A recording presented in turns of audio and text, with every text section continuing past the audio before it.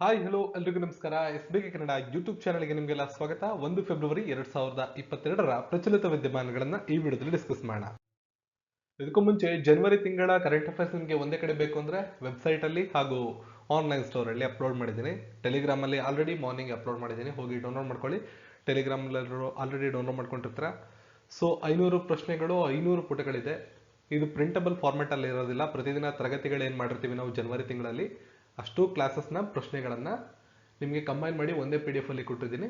ನೀವು ಹೋಗಿ ಡೌನ್ಲೋಡ್ ಮಾಡ್ಕೊಂಡು ಅದನ್ನ ಬಳಕೆನ ಮಾಡ್ಕೋಬಹುದು. ಅದರಲ್ಲಿ ನ್ಯೂಸ್ ಪೇಪರ್ ಕಲೆಕ್ಷನ್ಸ್ ಅಂದ್ರೆ ರೆಗ್ಯುಲರ್ ಆಗಿ ನಮ್ಮ ಕ್ಲಾಸನ್ನ ಗಮನಿಸಿರೋರು, ಫಾಲೋ ಅಪ್ ಮಾಡಿರೋರು, ಪ್ರತಿದಿನ ಯಾವ ಫಾರ್ಮ್ಯಾಟ್ ಅಲ್ಲಿ ಇರ್ತದೋ ಅದೇ ಒಟ್ಟು ಕಂಬೈನ್ ಮಾಡಿ ಒಂದು PDF ಮಾಡಲಾಗಿದೆ.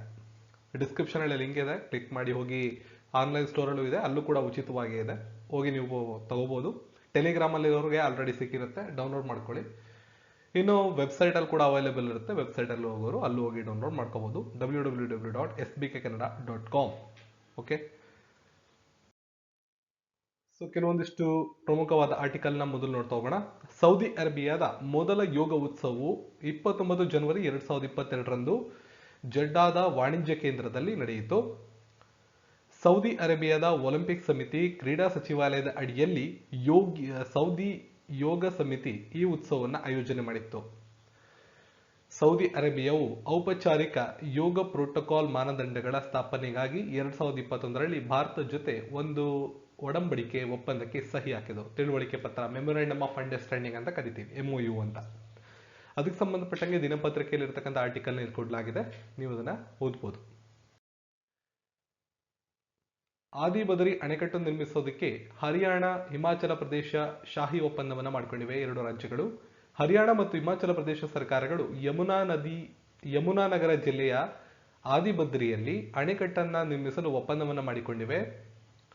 ಇದು ಪೌರಾಣಿಕ ಸರಸ್ವತಿ ನದಿಯನ್ನ ಪುನರುಜ್ಜೀವನಗೊಳಿಸೋದಕ್ಕೋಸ್ಕರ ಎರಡೂ ರಾಜ್ಯಗಳು ಕೈಗೊಂಡಿರತಕ್ಕಂತಹ ಒಂದು ಕಾರ್ಯಕ್ರಮ ಆಗಿದೆ. ಹಿಮಾಚಲ ಪ್ರದೇಶದ ಗಡಿ ಸಮೀಪ ಹರಿಯಾಣದಲ್ಲಿರುವ ಆದಿಬದ್ರಿ ನದಿಯ ಮೂಲ ಸ್ಥಳ ಅಂತ ನಂಬಲಾಗುತ್ತೆ.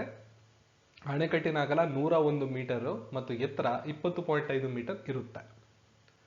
ಸೊ ಮುಂದೆ ನಿಮಗೆ ಪ್ರಶ್ನೆ ಎಕ್ಸಾಮ್ ಅಲ್ಲಿ ಇದ್ರೆ ಇದಕ್ಕೆ ಸಂಬಂಧಪಟ್ಟಂಗೆ ಆದಿಬದ್ರಿ ಅಣೆಕಟ್ಟಿಗೆ ಸಂಬಂಧಪಟ್ಟಂಗೆ ಆದಿಬದ್ರಿ ಅಣೆಕಟ್ಟು ಯಾವ ರಾಜ್ಯಗಳಿಗೆ ಸಂಬಂಧಪಟ್ಟಿದೆ, ಯಾವ ನದಿಗೆ ಸಂಬಂಧಪಟ್ಟಿದೆ ಅಂತ ನಿಮಗೆ ಪ್ರಶ್ನೆಗಳು ಮುಂಬರುವ ದಿನಗಳಲ್ಲಿ ಬರ್ಬೋದು.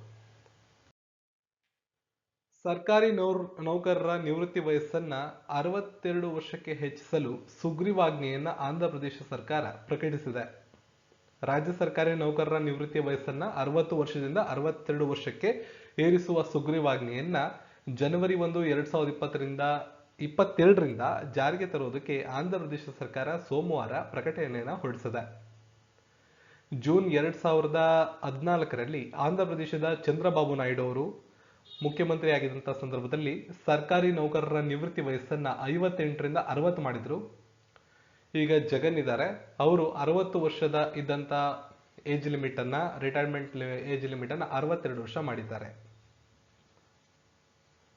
ಕೇಂದ್ರ ಸರ್ಕಾರದಲ್ಲಿ ನಿವೃತ್ತಿಯ ವಯಸ್ಸು 60 ಇದೆ ಪ್ರೆಸೆಂಟ್. ಸ್ಟಾರ್ಟ್ಅಪ್ ರಾಜಧಾನಿ ಬೆಂಗಳೂರನ್ನ ಹಿಂದಿಕ್ಕಿದ ದೆಹಲಿ, ಇದಕ್ಕೆ ಸಂಬಂಧಪಟ್ಟಂಗೆ ಪ್ರಶ್ನೆ ಇದೆ, ವಿಡಿಯೋದ ಕೊನೆಯಲ್ಲಿ ಅದ್ರ ಬಗ್ಗೆ ನಾವು ಡಿಸ್ಕಸ್ ಮಾಡೋಣ. So startup capital of India ಯಾವುದು ಅಂತ ಹೇಳಿದ್ರೆ ಈಗ ಬಂದಿರತಕ್ಕಂಥ ಸಮೀಕ್ಷೆ ಪ್ರಕಾರ ದೆಹಲಿ ಆಗಿದೆ. ಇಲ್ಲಿವರೆಗೆ ಅದು ಬೆಂಗಳೂರು ಆಗಿತ್ತು. ಕೇಂದ್ರ ಸರ್ಕಾರದ ಮುಖ್ಯ ಆರ್ಥಿಕ ಸಲಹೆಗಾರರಾಗಿ ವಿ ಅನಂತ ನಾಗೇಶ್ವರನ್ ನೇಮಕಗೊಂಡಿದ್ದಾರೆ. ನಿನ್ನೆ ಪ್ರಶ್ನೆ ಇದೇ ಆಗಿತ್ತು ನಮ್ದು, ಅದನ್ನು ಕೂಡ ವಿಡಿಯೋದ ಕೊನೆಯಲ್ಲಿ ನಿಮಗೆ ತಿಳಿಸ್ತೀನಿ. ಡಿಸೆಂಬರ್ 7, 2021ರಂದು ಮುಖ್ಯ ಆರ್ಥಿಕ ಸಲಹೆಗಾರರಾಗಿದ್ದ ಕೃಷ್ಣಮೂರ್ತಿ ಸುಬ್ರಹ್ಮಣ್ಯನ್ ಅವರ ರಾಜೀನಾಮೆಯಿಂದ ತೆರವಾಗಿದ್ದಂತಹ ಸ್ಥಾನಕ್ಕೆ ಕೇಂದ್ರ ಸರ್ಕಾರ ಶುಕ್ರವಾರ ಡಾಕ್ಟರ್ ವಿ ಅನಂತ ನಾಗೇಶ್ವರನ್ ಅವರನ್ನ ಆಯ್ಕೆ ಮಾಡಿದೆ. ಪ್ರಶ್ನೋತ್ತರಗಳು. ಟೆಲಿ ನೀಲಾಂಪುರ ಅಂತಾರಾಷ್ಟ್ರೀಯ ಪಕ್ಷಿಧಾಮ ಯಾವ ರಾಜ್ಯದಲ್ಲಿ ಕಂಡುಬರುತ್ತದೆ? ಆಂಧ್ರ ಪ್ರದೇಶ. ಟೆಲಿ ನೀಲಾಂಪುರ ಅಂತಾರಾಷ್ಟ್ರೀಯ ಪಕ್ಷಿಧಾಮ ಆಂಧ್ರ ಪ್ರದೇಶದ ಶ್ರೀಕಾಕುಲಂ ಜಿಲ್ಲೆಯಲ್ಲಿ ಕಂಡುಬರುತ್ತದೆ. ಇತ್ತೀಚೆಗೆ ಪಕ್ಷಿಧಾಮದಲ್ಲಿ ಹೊಲಸೆ ಸ್ಪಾಟ್ ಬಿಟ್ ಪೆಲಿಕಾನ್ಗಳ ಸಾಮೂಹಿಕ ಸಾವು ಸಂಭವಿಸಿತ್ತು. ಹಾಗಾಗಿ ಈ ಒಂದು ಅಂತಾರಾಷ್ಟ್ರೀಯ ಪಕ್ಷಿಧಾಮ ಇತ್ತೀಚೆಗೆ ಸುದ್ದಿಯಲ್ಲಿ ಕಂಡುಬಂದಿತ್ತು. ಸರ್ಕಾರದ ಅಂಕಿ ಅಂಶಗಳ ಪ್ರಕಾರ Siberia, Russia, Malaysia, Hungary, Singapore, Germany ಸೇರಿದಂತೆ ಹಲವಾರು ರಾಷ್ಟ್ರಗಳಿಂದ ಪ್ರತಿ ವರ್ಷ ಸುಮಾರು 113ಕ್ಕೂ ಭಿನ್ನ ಭಿನ್ನ ಜಾತಿಯ ವಿದೇಶಿ ಪಕ್ಷಿಗಳು ಸಂತಾನೋತ್ಪತ್ತಿಗಾಗಿ ಈ ಪ್ರದೇಶಗಳಿಗೆ ಬರ್ತವೆ. ಈ ವರ್ಷ ಸಮೀಪದ ಜಲಮೂಲಗಳನ್ನ ಬೇಟೆಯಾಡುವ 100ಕ್ಕೂ ಹೆಚ್ಚು ಪಕ್ಷಿಗಳು ಸಾವನ್ನಪ್ಪಿದ್ದು ಸುದ್ದಿಯಾಗಿತ್ತು. ಇತ್ತೀಚೆಗೆ ಸುದ್ದಿಯಲ್ಲಿ ಕಾಣಿಸಿಕೊಂಡ ನಿಯೋಕೋವ್ ಅನ್ನು ಮೊದಲು ಯಾವ ಜಾತಿಯಲ್ಲಿ ಗುರುತಿಸಲಾಯಿತು? ಸರಿಯಾದ ಉತ್ತರ ಬಾವಲಿಗಳು.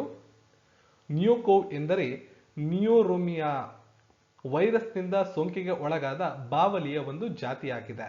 ಈ ವೈರಸ್ MERS ಕೊರೋನಾ ವೈರಸ್ಗೆ ಸಂಬಂಧಿಸದೆ ಹೊರತು ಕೋವಿಡ್-19 ನಿಂದ ಗುರುತಿಸಲ್ಪಟ್ಟಂತ ಅಫಿಷಿಯಲ್ ಏನಿದೆ SARS-CoV-2 ಅದಕ್ಕೆ ಸಂಬಂಧಪಟ್ಟಿಲ್ಲ ಅಂತ ವಿಜ್ಞಾನಿಗಳು ತಿಳಿಸಿರ್ತಾರೆ. ಇತ್ತೀಚೆಗೆ ದಕ್ಷಿಣ ಆಫ್ರಿಕಾದಲ್ಲಿ ಬಾವಲಿಗಳ ನಡುವೆ ಪತ್ತೆಯಾದ ವೈರಸ್ ಬಗ್ಗೆ ಸುದ್ದಿ ವ್ಯಾಪಕವಾಗಿ ಪ್ರಸಾರವಾಗುತ್ತಿದ್ದು, ವಿಶ್ವ ಆರೋಗ್ಯ ಸಂಸ್ಥೆ ನಿಯೋಕೋವ್ ಕೊರೋನಾ ವೈರಸ್ ಮನುಷ್ಯರಿಗೆ ಅಪಾಯವನ್ನುಂಟು ಮಾಡುತ್ತದೆ ಎಂಬುದರ ಬಗ್ಗೆ ಹೆಚ್ಚಿನ ಅಧ್ಯಯನದ ಅಗತ್ಯವಿದೆ. ಸದ್ಯಕ್ಕೆ ಅದರ ಬಗ್ಗೆ ಯಾವುದೇ ಮಾಹಿತಿಯನ್ನು ಕೊಡಕ್ಕಾಗೋದಿಲ್ಲ ಅಂತ ತಿಳಿಸುತ್ತಾರೆ. ಪಂಡಿತ್ ಜಸರಾಜ್ ಕೆಳಕಂಡ ಯಾವ ಕ್ಷೇತ್ರದೊಂದಿಗೆ ಸಂಬಂಧವನ್ನ ಹೊಂದಿದ್ದಾರೆ?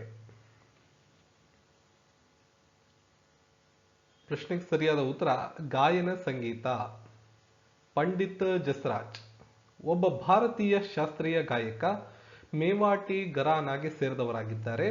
ಇತ್ತೀಚೆಗೆ ಭಾರತದ ಪ್ರಧಾನಿ ನರೇಂದ್ರ ಮೋದಿಯವರ ಅಧ್ಯಕ್ಷತೆಯಲ್ಲಿ ಪಂಡಿತ್ ಜಸರಾಜ್ ಕಲ್ಚರಲ್ ಫೌಂಡೇಶನ್ ಅನ್ನ ಪ್ರಾರಂಭ ಮಾಡಲಾಯಿತು. ಹಾಗಾಗಿ ಅವರ ಹೆಸರು ಸುದ್ದಿಯಲ್ಲಿದೆ.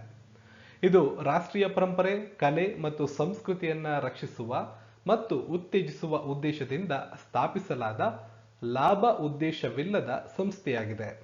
ಪ್ರತಿಷ್ಠಾನವು ಪಂಡಿತ್ ಜಸರಾಜ್ ಅವರ ಪರಂಪರೆಯನ್ನ ಮುಂದಕ್ಕೆ ಕೊಂಡೊಯ್ಯುವ ಗುರಿಯನ್ನ ಹೊಂದಿದೆ. 2020ರಲ್ಲಿ ಪಂಡಿತ್ ಜಸರಾಜ್ ಅವರು ನಿಧನರಾಗಿದ್ದಾರೆ. ವಿಶ್ವದ ಅತಿದೊಡ್ಡ ಹವಳದ ಬಂಡೆ ವ್ಯವಸ್ಥೆಯಾದ ಗ್ರೇಟ್ ಬ್ಯಾರಿಯರ್ ರೀಫ್ ಯಾವ ದೇಶದಲ್ಲಿ ಕಂಡುಬರುತ್ತದೆ? ಸರಿಯಾದ ಉತ್ತರ ಆಸ್ಟ್ರೇಲಿಯಾ. ಗ್ರೇಟ್ ಬ್ಯಾರಿಯರ್ ರೀಫ್ ಆಸ್ಟ್ರೇಲಿಯಾದಲ್ಲಿರುವ ವಿಶ್ವದ ಅತಿದೊಡ್ಡ ಹವಳ ಬಂಡೆಯ ವ್ಯವಸ್ಥೆಯಾಗಿದೆ. ಗ್ರೇಟ್ ಬ್ಯಾರಿಯರ್ ರೀಫ್ ಅನ್ನು ರಕ್ಷಿಸಲು ಆಸ್ಟ್ರೇಲಿಯಾದ ಪ್ರಧಾನಮಂತ್ರಿ ಸ್ಕಾಟ್ ಮಾರಿಸನ್ ಇತ್ತೀಚೆಗೆ ಇನ್ನೂ $1 ಬಿಲಿಯನ್ ಆಸ್ಟ್ರೇಲಿಯನ್ ಡಾಲರ್ ಅನ್ನ ಘೋಷಣೆ ಮಾಡಿದ್ದಾರೆ. ಬಂಡೆಯು ಜಾಗತಿಕ ತಾಪಮಾನ ಏರಿಕೆಯಿಂದ ಅಪಾಯದಲ್ಲಿದೆ ಮತ್ತು ಪಳೆಯುಳಿಕೆ ಇಂಧನವನ್ನ ಬೆಂಬಲಿಸಲು ಸರ್ಕಾರವನ್ನ ಅಲ್ಲಿಯ ಜನ ಟೀಕೆ ಕೂಡ ಮಾಡ್ತಿದ್ದಾರೆ. ಇಂಧನ ಭದ್ರತೆಯಲ್ಲಿ ಒಲಿಂಪಿಯನ್ ಒಕ್ಕೂಟದೊಂದಿಗೆ ಸಹಕರಿಸಲು ಯಾವ ದೇಶ ಒಪ್ಪಿಕೊಂಡಿದೆ? ಸರಿಯಾದ ಉತ್ತರ ಅಮೆರಿಕ. ಅಮೆರಿಕದ ಅಧ್ಯಕ್ಷರಾದ ಜೋ ಬೈಡನ್ ಮತ್ತು ಅವರ European Union counterpart Ursula von der Leyen ಅವರು ಯುರೋಪ್ ಇಂಧನ ಭದ್ರತೆಯನ್ನು ಖಾತರಿಪಡಿಸುವಲ್ಲಿ ಸಹಕರಿಸುವುದಾಗಿ ವಾಗ್ದಾನ ಮಾಡಿದ್ದಾರೆ.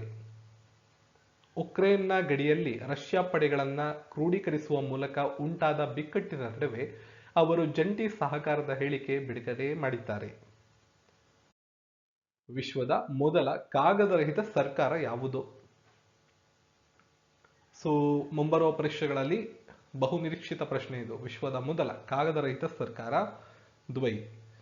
100% ಕಾಗದರಹಿತ ಆಡಳಿತ ಜಾರಿ ಮಾಡಿದ ವಿಶ್ವದ ಮೊದಲ ಸರ್ಕಾರ, ವರ್ಲ್ಡ್ಸ್ ಫಸ್ಟ್ ಪೇಪರ್ಲೆಸ್ ಗವರ್ನಮೆಂಟ್ ಎಂಬ ಖ್ಯಾತಿಗೆ ದುಬೈ ಪಾತ್ರವಾಗಿದೆ. ಈ ಮಾದರಿಯನ್ನ ಅಮೆರಿಕ, ಬ್ರಿಟನ್, ಯುರೋಪ್ ರಾಷ್ಟ್ರಗಳು ಕೂಡ ಅಳವಡಿಸಿಕೊಳ್ಳಲು ಮುಂದಾಗಿವೆ. 2018ರಿಂದ 5 ಹಂತಗಳಲ್ಲಿ ಇದನ್ನ ಅಳವಡಿಸಿಕೊಂಡು ಬರಲಾಗಿದೆ.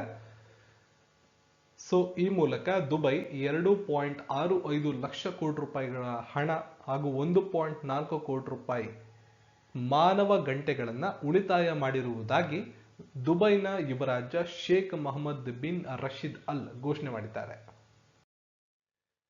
ಮುಂದಿನ ಪ್ರಶ್ನೆ, ವಿಕ್ರಮ್ಶಿಲಾ ಡಾಲ್ಫಿನ್ ಅಭಯಾರಣ್ಯ ಯಾವ ರಾಜ್ಯದಲ್ಲಿ ಕಂಡುಬರುತ್ತದೆ? ಸರಿಯಾದ ಉತ್ತರ ಬಿಹಾರ. ಬಿಹಾರ ರಾಜ್ಯದ ಸುಲ್ತಾನ್ಗಂಜ್ ಮತ್ತು ಕಹಲಾಗಾಂವ್ನ ನಡುವಿನ ಗಂಗಾ ನದಿ ಹರಿಯುವ 50 ಕಿಲೋಮೀಟರ್ ಉದ್ದದ ಪ್ರದೇಶವನ್ನ ವಿಕ್ರಮ್ಶಿಲಾ ಡಾಲ್ಫಿನ್ ಅಭಯಾರಣ್ಯ ಎಂದು ಘೋಷಿಸಲಾಗಿದೆ. ಬಾಗಲ್ಪುರ ಜಿಲ್ಲೆಯ ವ್ಯಾಪ್ತಿಗೆ ಒಳಪಡುವ ಇದು ಬಾಗಲ್ಪುರ ಜಿಲ್ಲೆಯ ವ್ಯಾಪ್ತಿಗೆ ಒಳಪಡುತ್ತದೆ. ಅಭಯಾರಣ್ಯದ ಹೊರಗಿನ ನದಿ ಭಾಗದಲ್ಲಿ ಡಾಲ್ಫಿನ್ಗಳ ಕಳ್ಳ ಸಾಗಾಣಿಕೆಗೆ ತುತ್ತಾಗ್ತಿತ್ತು. ಗಂಗಾ ಡಾಲ್ಫಿನ್ಗಳನ್ನು ಭಾರತದ ರಾಷ್ಟ್ರೀಯ ಜಲಪ್ರಾಣಿ ಎಂದು ಘೋಷಣೆ ಮಾಡಲಾಗಿದೆ. ಹಾಗಾಗಿ ಅವುಗಳನ್ನು ರಕ್ಷಣೆ ಮಾಡೋದು ತೀರಾ ಅನಿವಾರ್ಯ ಆಗಿತ್ತು. ಹಾಗಾಗಿ ಈ ಘೋಷಣೆ ಆಗಿರ್ತದೆ. ಅಕ್ಟೋಬರ್ 5, 2009ರಂದು ಅಂದಿನ ಪ್ರಧಾನಿ ಮಂತ್ರಿಗಳಾದಂಥ ಡಾಕ್ಟರ್ ಮನಮೋಹನ್ ಸಿಂಗ್ ಅವರ ಅಧ್ಯಕ್ಷತೆಯಲ್ಲಿ ನಡೆದಂತ ರಾಷ್ಟ್ರೀಯ ಗಂಗಾ ನದಿ ಜಲಾನಯನ ಪ್ರಾಧಿಕಾರದ ಮೊದಲ ಸಭೆಯಲ್ಲಿ ಈ ನಿರ್ಧಾರವನ್ನ ತೆಗೆದುಕೊಂಡಿದ್ರು. 2022ರ ಟಾಟಾ ಸ್ಟೀಲ್ ಚೆಸ್ ಟೂರ್ನಮೆಂಟ್ ಅನ್ನು ಯಾರು ಗೆದ್ದಿದ್ದಾರೆ? ಪ್ರಶ್ನೆಗೆ ಸರಿಯಾದ ಉತ್ತರ ಮ್ಯಾಗ್ನಸ್ ಕಾರ್ಲ್ಸನ್. ಈ ಕೆಳಗಿನವರಲ್ಲಿ ಯಾವುದು ಭಾರತ ಸರ್ಕಾರ ನೀಡುವ ಪ್ರಶಸ್ತಿಯಲ್ಲ? ದಾದಾ ಸಾಹೇಬ್ ಫಾಲ್ಕೆ, ಅರ್ಜುನ ಪ್ರಶಸ್ತಿ, ಸರಸ್ವತಿ ಸಮ್ಮಾನ್, ಮೇಜರ್ ಧ್ಯಾನ್ ಚಂದ್ ಖೇಲ್ ರತ್ನ ಪ್ರಶಸ್ತಿ. ಒಂದು ಪ್ರಶಸ್ತಿ ಭಾರತ ಸರ್ಕಾರ ಕೊಡೋದಿಲ್ಲ, ಅದ್ಯಾವುದು ಅಂತ ಪ್ರಶ್ನೆ. ಸರಿಯಾದ ಉತ್ತರ ಸರಸ್ವತಿ ಸಮ್ಮಾನ್ ಪ್ರಶಸ್ತಿ. ಪ್ರಶಸ್ತಿಗಳ ಕುರಿತು ನಿಮಗೆ ಪ್ರತಿ ಪರೀಕ್ಷೆಯಲ್ಲೂ ಒಂದು ಪ್ರಶ್ನೆ ಗ್ಯಾರಂಟಿ ಇರುತ್ತೆ ನೋಡಿ. ಭಾರತ ಸರ್ಕಾರ ಕೊಡ್ತಕ್ಕಂಥ ಪ್ರಶಸ್ತಿಗಳು, ಮೊದಲನೇದಾಗಿ ದೇಶದ ಅತ್ಯುನ್ನತ ನಾಗರಿಕ ಗೌರವ ಭಾರತ ರತ್ನ 1954 ನೋಡಿ. ದೇಶದ 4 ನಾಗರಿಕ ಪ್ರಶಸ್ತಿಗಳು ಯಾವುದು ಅಂದ್ರೆ, ಮೊದಲನೇದು ಭಾರತ ರತ್ನ, ಎರಡನೇದು ಪದ್ಮವಿಭೂಷಣ, ಪದ್ಮಭೂಷಣ, ಪದ್ಮಶ್ರೀ. ಈ ವರ್ಷ ಪ್ರಶಸ್ತಿಗಳನ್ನ ಘೋಷಣೆ ಮಾಡಿದ್ದಾರೆ. ಪದ್ಮವಿಭೂಷಣ, ಪದ್ಮಭೂಷಣ, ಪದ್ಮಶ್ರೀ ಪ್ರಶಸ್ತಿಗಳು. ಇದ್ರ ಬಗ್ಗೆ ಸ್ವಲ್ಪ ಕಣ್ಣಾಡಿಸಿ, ಯಾರ್ಯಾರಿಗೆ ಯಾವ್ಯಾವ ಪ್ರಶಸ್ತಿ ಬಂದಿದೆ, ಕರ್ನಾಟಕದ ಮೂಲದವ್ರಿಗೆ ಯಾವ್ಯಾವ ಪ್ರಶಸ್ತಿಗಳು ಬಂದಿವೆ. ಇದರಲ್ಲಿ ಎಸ್ಪೆಷಲಿ ಪದ್ಮವಿಭೂಷಣ, ಪದ್ಮಭೂಷಣ ಲಿಸ್ಟ್ ಅನ್ನ ಸಂಪೂರ್ಣವಾಗಿ ನೋಡ್ಕೊಳ್ಳಿ. ಪದ್ಮಶ್ರೀ ಪ್ರಶಸ್ತಿಗೆ ಬಂದ್ರೆ ಕರ್ನಾಟಕದಿಂದ ಯಾರಿಗೆ ಸಿಕ್ಕಿದೆ ಅಂತ ನೋಡ್ಕೊಂಡಿರಿ. ಈ ವರ್ಷ ಭಾರತ ರತ್ನವನ್ನ ಯಾರಿಗೂ ನೀಡಿರೋದಿಲ್ಲ. ಈ ಎಲ್ಲಾ ಪ್ರಶಸ್ತಿಗಳು 1954ರಲ್ಲಿ ಸ್ಥಾಪನೆ ಆದವು. ಪ್ರಶಸ್ತಿ ನೀಡುವಂತ ಕ್ಷೇತ್ರ ಒಂದೇ ಆಗಿದೆ. ಕಲೆ, ಸಾಹಿತ್ಯ, ವಿಜ್ಞಾನ, ಸಮಾಜ ಸೇವೆ, ಕ್ರೀಡೆ, ಈ ಒಂದು ಕ್ಷೇತ್ರದಲ್ಲಿ ಅಗಮ್ಯ ಸಾಧನೆ ಮಾಡಿದಂಥವ್ರಿಗೆ ಪ್ರಶಸ್ತಿಯನ್ನು ಕೊಡ್ತಾರೆ. ಇದಾದ್ಮೇಲೆ ಜ್ಞಾನಪೀಠ ಪ್ರಶಸ್ತಿ 1965. ಇದು ಜ್ಞಾನಪೀಠ ಟ್ರಸ್ಟ್ ಇಂದ ಕೊಡ್ತಕ್ಕಂಥದ್ದು. ಸಾಹಿತ್ಯ ಕ್ಷೇತ್ರಕ್ಕೆ ಕೊಡ್ತಾರೆ. ಇದುವರೆಗೂ ಕನ್ನಡಕ್ಕೆ 8 ಜ್ಞಾನಪೀಠ ಪ್ರಶಸ್ತಿಗಳು ಸಿಕ್ಕಿವೆ, ನಿಮ್ಗೆ ಗೊತ್ತಿರಲಿ ಅದು. ನೆಕ್ಸ್ಟ್ ಅರ್ಜುನ ಪ್ರಶಸ್ತಿ 1961ರಲ್ಲಿ ಸ್ಥಾಪನೆ ಆಗುತ್ತೆ. ಭಾರತ ಸರ್ಕಾರ ಇದನ್ನು ಕೊಡುತ್ತೆ. ಕ್ರೀಡೆಯಲ್ಲಿ ಅಭೂತಪೂರ್ವ ಸಾಧನೆ. ಅದೇ ರೀತಿ ಅದೇ ಕ್ರೀಡೆಯಲ್ಲಿ ತರಬೇತುದಾರರಿಗೆ ದ್ರೋಣಾಚಾರ್ಯ ಪ್ರಶಸ್ತಿಯನ್ನು ಕೊಡ್ತಾರೆ. 1985ರಲ್ಲಿ ಸ್ಥಾಪನೆ ಆಯಿತು. ಇದು ಕೂಡ ಭಾರತ ಸರ್ಕಾರ ಕೊಡುತ್ತೆ. ಇನ್ನು ರೀಸೆಂಟ್ ಆಗಿ ನಿಮಗೆ ಮುಂಬರುವ ಪರೀಕ್ಷೆಗಳಲ್ಲಿ ಕೇಳಬಹುದಾಗಿರ್ತಕ್ಕಂಥದ್ದು ಮೇಜರ್ ಧ್ಯಾನ್ ಚಂದ್ ಖೇಲ್ ರತ್ನ ಪ್ರಶಸ್ತಿ. ಇದನ್ನ 2021ರಲ್ಲಿ ಮರುನಾಮಕರಣ ಮಾಡಲಾಗಿದೆ. ಭಾರತ ಸರ್ಕಾರ ನೀಡತಕ್ಕಂಥ ಪ್ರಶಸ್ತಿ. ಸಾರ್ವಕಾಲಿಕ ಶ್ರೇಷ್ಠ ಸಾಧನೆಗೈದ ವ್ಯಕ್ತಿಗಳಿಗೆ ಕ್ರೀಡೆಯಲ್ಲಿ ಈ ಪ್ರಶಸ್ತಿಯನ್ನು ಕೊಡ್ತಾರೆ. 92ರಲ್ಲಿ ಕೊಡಕ್ ಶುರು ಮಾಡಿದ್ರು. 2021ರಲ್ಲಿ ಮರುನಾಮಕರಣ ಮಾಡಿದ್ದಾರೆ. ನೆಕ್ಸ್ಟ್ ಸರಸ್ವತಿ ಸಮ್ಮಾನ್ನ ಕೆ ಬಿರ್ಲಾ ಫೌಂಡೇಶನ್ ಅವರು ಕೊಡ್ತಾರೆ. ತುಂಬಾ ಸಲ ಎಕ್ಸಾಮ್ ಅಲ್ಲಿ ಈ ಪ್ರಶ್ನೆ ಬಂದಿದೆ. 1991ರಲ್ಲಿ ಇದು ಸ್ಥಾಪನೆ ಆಗಿತ್ತು. ಸಾಹಿತ್ಯ ಕ್ಷೇತ್ರಕ್ಕೆ ಸಂಬಂಧಪಡುತ್ತೆ. ಇನ್ನು ಕೇಂದ್ರ ಸಾಹಿತ್ಯ ಅಕಾಡೆಮಿ ಪುರಸ್ಕಾರ, ನಮ್ಮ ಕರ್ನಾಟಕದ ಹಲವಾರು ಪರೀಕ್ಷೆಗಳಲ್ಲಿ ಈ ಪ್ರಶ್ನೆ ಬರ್ತಿರುತ್ತೆ. 1955 ಸ್ಥಾಪನೆಯಾಗಿದ್ದು ಭಾರತ ಸರ್ಕಾರ ಕೊಡ್ತಕ್ಕಂಥದ್ದು. 22 ಭಾರತೀಯ ಭಾಷೆಗಳ ಸಾಹಿತ್ಯ ಕೃತಿಗಳಿಗೆ ಈ ಪ್ರಶಸ್ತಿಯನ್ನ ಕೊಡಲಾಗುತ್ತೆ. ಇನ್ನು ಮಹಾತ್ಮ ಗಾಂಧಿ ಶಾಂತಿ ಪ್ರಶಸ್ತಿ, ಇದು ಕೂಡ ಭಾರತ ಸರ್ಕಾರಕ್ಕೆ ಸಂಬಂಧಪಟ್ಟಿರೋದು. 1995 ಸ್ಥಾಪನೆಯಾಗಿದೆ. ಸಾಮಾಜಿಕವಾಗಿ, ಆರ್ಥಿಕವಾಗಿ, ರಾಜಕೀಯ ಕ್ಷೇತ್ರದಲ್ಲಿ ಅಸಾಧಾರಣ ಸಾಧನೆ ಮಾಡಿದವರಿಗೆ ಕೊಡುವಂತ ಅಂತಾರಾಷ್ಟ್ರೀಯ ಗೌರವ ಇದು. ಇನ್ನು ದಾದಾ ಸಾಹೇಬ್ ಫಾಲ್ಕೆ 1969 ಭಾರತ ಸರ್ಕಾರ ಕೊಡ್ತಕ್ಕಂಥ ಪ್ರಶಸ್ತಿ. ಸಿನಿಮಾ ಕ್ಷೇತ್ರದ ಅತ್ಯುತ್ತಮ ಸಾಧನೆ, ಜೀವನ ಒಂದು ಸಾಧನೆ ಅಂತ ಏನ್ ಹೇಳ್ತೀವಿ, ಆ ಸಾಧನೆಗೆ ಈ ಪ್ರಶಸ್ತಿಯನ್ನು ಕೊಡ್ತಾರೆ. ಈ ಪ್ರಶಸ್ತಿಗಳು ಬಹಳ ಇಂಪಾರ್ಟೆಂಟು.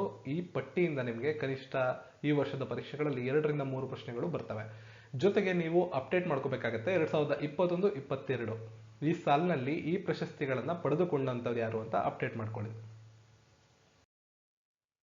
ಮುಂದಿನ ಪ್ರಶ್ನೆ, 2020 ಮತ್ತು 21ನೇ ಸಾಲಿನಲ್ಲಿ ದೇಶದಲ್ಲಿ ಅತಿ ಹೆಚ್ಚು ಉದ್ಯೋಗ ಖಾತ್ರಿ ಒದಗಿಸುವಲ್ಲಿ ಯಾವ ರಾಜ್ಯ ಪ್ರಥಮ ಸ್ಥಾನ ಪಡೆದಿದೆ?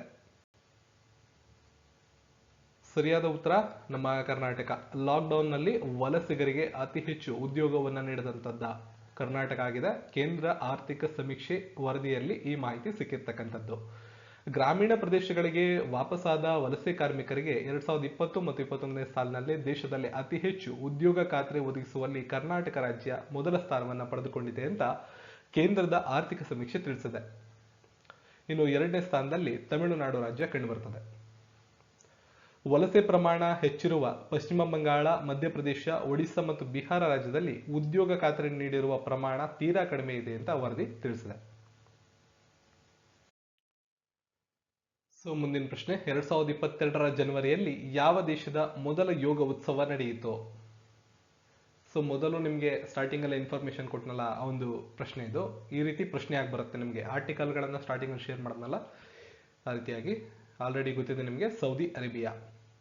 2022ರ ಜನವರಿಯಲ್ಲಿ ದೇಶದ ಮೊದಲ ಯೋಗ ಉತ್ಸವ ನಡೆದಂತದ್ದು ಸೌದಿ ಅರೇಬಿಯಾ.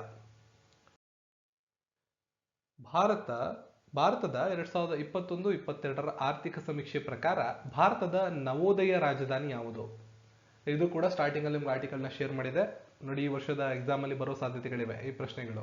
ಒಂದು ಯೋಗಕ್ಕೆ ಸಂಬಂಧಪಟ್ಟಿರೋದು, ಯೋಗ ಉತ್ಸವಕ್ಕೆ ಸಂಬಂಧಪಟ್ಟಿರೋದು, ಮತ್ತೊಂದು ಈ ಆರ್ಥಿಕ ಸಮೀಕ್ಷೆಯ ಸ್ಟಾರ್ಟ್ಅಪ್ ಕ್ಯಾಪಿಟಲ್ ಆಫ್ ಇಂಡಿಯಾ ನವದೆಹಲಿ. ಸೋಮವಾರ ಸಂಸತ್ನಲ್ಲಿ ಹಣಕಾಸು ಸಚಿವೆ ನಿರ್ಮಲಾ ಸೀತಾರಾಮನ್ ಅವರು ಮಂಡಿಸಿದ ಆರ್ಥಿಕ ಸಮೀಕ್ಷೆ 2021-22ರ ಪ್ರಕಾರ ದೆಹಲಿಯು ಬೆಂಗಳೂರನ್ನ ಭಾರತದ ನವೋದಯ ರಾಜಧಾನಿಯಾಗಿ ಬದಲಾಯಿಸಿದೆ. ಅಂದ್ರೆ ಇಲ್ಲಿವರೆಗೂ 2020-21ರವರೆಗೂ ಕೂಡ ಸ್ಟಾರ್ಟ್ಅಪ್ ಕ್ಯಾಪಿಟಲ್ ಆಫ್ ಇಂಡಿಯಾ ಅಂದ್ರೆ ಬೆಂಗಳೂರು ಅಂತ ಹೇಳಲಾಗ್ತಿತ್ತು. ಈಗ ಆ ಸ್ಥಾನವನ್ನ ದೆಹಲಿ ರಿಪ್ಲೇಸ್ ಮಾಡಿದೆ. ಏಪ್ರಿಲ್ 2019ರಿಂದ ಡಿಸೆಂಬರ್ 2021ರ ನಡುವೆ ದೆಹಲಿಯಲ್ಲಿ 5,000ಕ್ಕೂ ಹೆಚ್ಚು ಮಾನ್ಯತೆ ಪಡೆದ ಸ್ಟಾರ್ಟ್ಅಪ್ಗಳು ಪ್ರಾರಂಭ ಆಗಿರೋದ್ರಿಂದ ದೇಶದ ಸ್ಟಾರ್ಟ್ಅಪ್ ಕ್ಯಾಪಿಟಲ್ ಆಫ್ ಇಂಡಿಯಾ ಅಂತ ದೆಹಲಿ ಆಗಿದೆ. ಬೆಂಗಳೂರಿನಲ್ಲಿ 4,500 ಸ್ಟಾರ್ಟ್ಅಪ್ಗಳು ಪ್ರಾರಂಭ ಆಗಿದೆ ಅಂತ ಈ ಸಮೀಕ್ಷೆ ಹೇಳಿದೆ. ನಿನ್ನೆಯ ಪ್ರಶ್ನೆ, ಭಾರತದ ಸರ್ಕಾರದಿಂದ ಮುಖ್ಯ ಆರ್ಥಿಕ ಸಲಹೆಗಾರರಾಗಿ ನೇಮಕಗೊಂಡಂತವರು ಅನಂತ್ ನಾಗೇಶ್ವರನ್. ಇವತ್ತಿನ ಪ್ರಶ್ನೆ, ಭಾರತದ ಅತಿದೊಡ್ಡ ಇವಿ ಚಾರ್ಜಿಂಗ್ ಸ್ಟೇಷನ್ ಎಲ್ಲಿ ತೆರೆಯಲಾಗಿದೆ? ಇವಿ ಅಂದ್ರೆ ನಿಮ್ಗೆ ಆಲ್ರೆಡಿ ಗೊತ್ತಿದೆ, ಎಲೆಕ್ಟ್ರಿಕ್ ವೆಹಿಕಲ್ಸ್. ಇದನ್ನ ಚಾರ್ಜ್ ಮಾಡ್ತಕ್ಕಂಥ ಸ್ಟೇಷನ್ ಅನ್ನ ಭಾರತದಲ್ಲಿ ತೆರೆಯಲಾಗಿದೆ. ಅದು ಭಾರತದ ಅತಿ ದೊಡ್ಡ ಇವಿ ಚಾರ್ಜಿಂಗ್ ಸ್ಟೇಷನ್ ಆಗಿದೆ. ಅದ್ಯಾವುದು ಅಂತ ತಪ್ಪದೆ ಉತ್ತರವನ್ನ ಕಾಮೆಂಟ್ ಸೆಕ್ಷನ್ ಅಲ್ಲಿ ತಿಳಿಸಿ. ಇದನ್ನ ಹೊರತುಪಡಿಸಿ ಇನ್ನೂ 15 ಪ್ರಶ್ನೆಗಳ ಕ್ವಿಜ್ ಬರುತ್ತೆ. ವಿಡಿಯೋದ ಕೊನೆ ಎಂಡ್ ಸ್ಕ್ರೀನ್ ಅಲ್ಲಿ ಹಾಕಿರ್ತೀನಿ, ತಪ್ಪದೆ ಆ ಕ್ವಿಜ್ ಅನ್ನ ನೋಡಿ. ಈ ವಿಡಿಯೋನ ಲೈಕ್ ಮಾಡಿ, ಶೇರ್ ಮಾಡಿ, ಚಾನೆಲ್ನ ಸಬ್ಸ್ಕ್ರೈಬ್ ಮಾಡ್ಕೊಳ್ಳಿ. ಸಿಗೋಣ ಮತ್ತೊಂದು ವಿಡಿಯೋದೊಂದಿಗೆ. ಎಲ್ರಿಗೂ ಧನ್ಯವಾದಗಳು.